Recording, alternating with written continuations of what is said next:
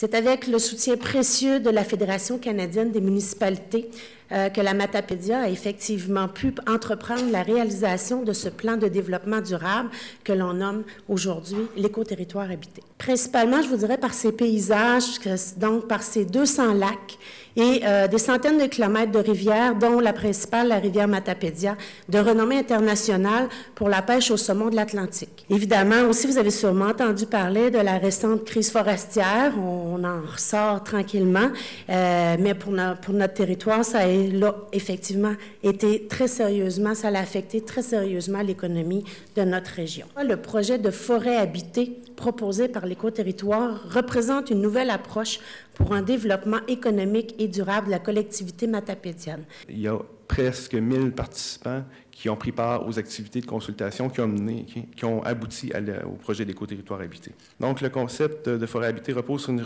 gestion régionale, communautaire et intégrée des ressources et sur la mise en valeur de l'ensemble des ressources forestières d'un territoire dans le but de favoriser le développement socio-économique des collectivités.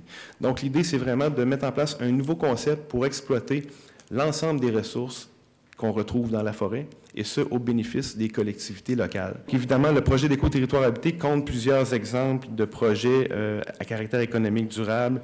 On parle d'une stratégie intégrée de développement des commerces et services, accompagnée d'une politique d'achat locale, une stratégie aussi au niveau de l'industrie, le développement de filières courtes en agriculture et en foresterie. Des conditions gagnantes pour réaliser un tel projet, une adhésion forte des partenaires, tant sur le plan financier qu'humain, et aussi une implication technique humaine et financière soutenue tant de la population, des organismes, des municipalités locales que des gouvernements, des deux paliers de gouvernement.